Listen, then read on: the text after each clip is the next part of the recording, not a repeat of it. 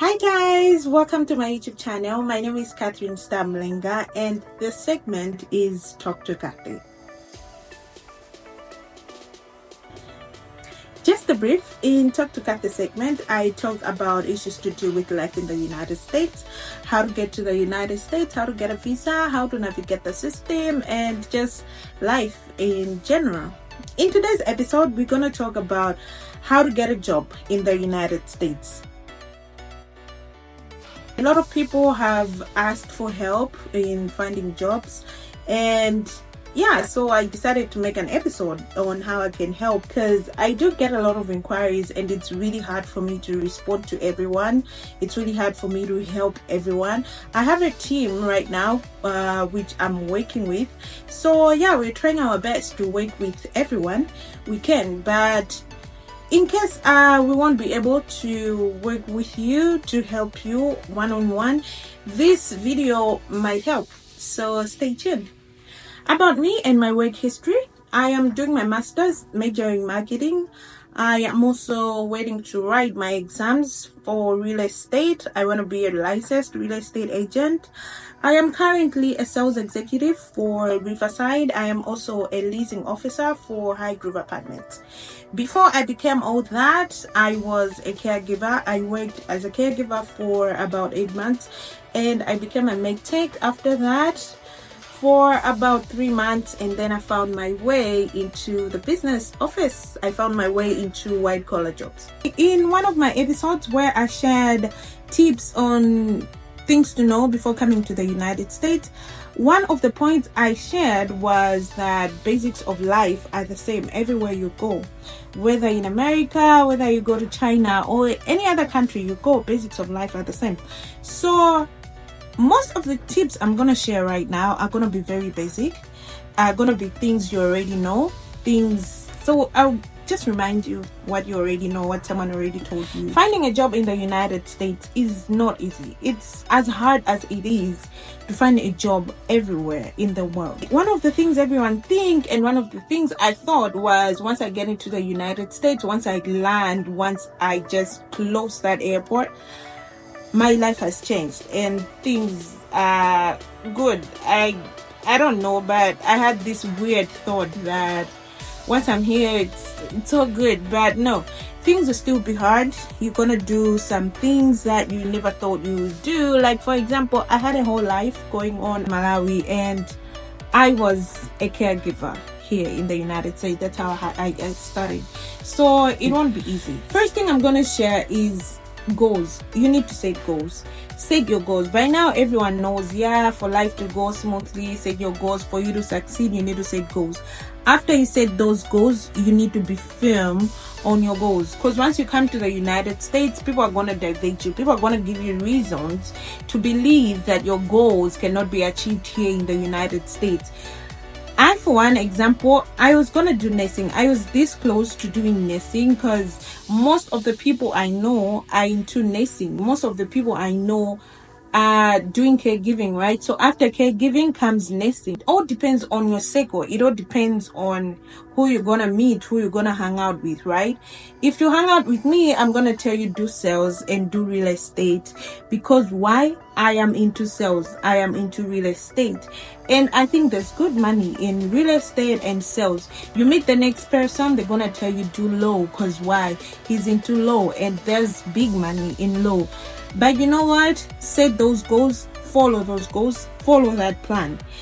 If you need to adjust, you can always adjust, but know what you want and stick to that, because the basics of life are the same. And if you achieved what you achieved wherever you were, you're also gonna achieve it here. So that's number one.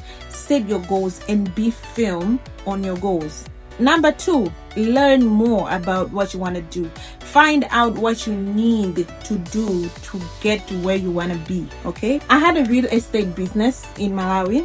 So in Malawi, you don't need to have any classes to be a real estate person. You don't need any classes to sell houses. You don't need any classes to sell plots. Provided you have the money to have plots, you can sell plots, you can do business. Okay, but here in the United States, for you to be a real estate person, to be a realtor, to be a real estate agent, you need to have classes. You need to be licensed. So most of the things that we do in Africa, you need classes here. Even to be a beautician, you cannot work in a salon without classes. You need to be certified. You need to be certified to do massage, you need to be certified to be a baker. You need to be certified. Even caregiving in Washington, you need to be certified to be a caregiver. Okay, so that's the second thing. You need to find out what you need. If you need classes, if you need a license, find out and work on it. After you've got your license, being certified, or just found out what you need to do in order to get into the field that you want, you can now start applying for jobs. One thing to remember, you're not gonna get employed on your first application, okay? No, I for one applied for a lot of jobs and I got rejected to a point where I was like, okay, I think I should have listened. I think this won't work. I should really get into nursing because it's easy to get a job as a nurse. Okay, I wanted to give up on my goals. It reaches that point, so I kept on applying even though I kept on being rejected. You understand? So yeah, it wasn't all rosy. I did not just get to being a sales executive. No.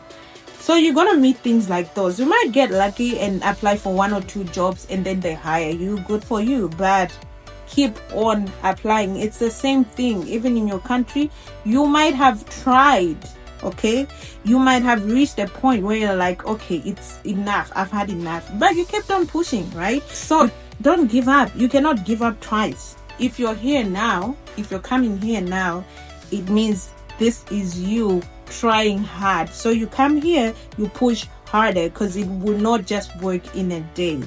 I applied for jobs, a lot of them, trust me. The next thing I'm going to share is, don't just jump on a job because you need a job. Give yourself time to evaluate all the people that called you. If you need to go for training, go for that training. The good thing is they pay you for training. You won't just go there and train for free. No, I trained with 5 companies and I had to choose where I'm working right now. That was a whole month of me training, all right? Going to this company, 1 week of training, going to that company, 1 week of training.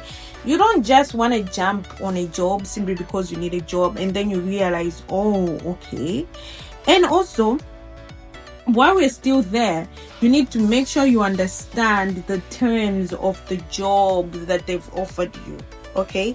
So I have been very much in need of a job to an extent where I was like, I can take any job that comes. But when that phone starts ringing, it's gonna ring, it's gonna bother you to an extent where you'll be like, okay, why did I even apply for all these jobs? So you don't give yourself that time to really take a look at all the offers that you're having and train. You can go on the training. They're gonna pay you. Next thing I'm going to share is, make sure you have an at will period on your contract, okay? It can be 1 month, it can be up to 3 months, okay? An at will contract is where you can leave the job without notice at any period, and they can fire you without notice at any period, okay? It's both good and bad.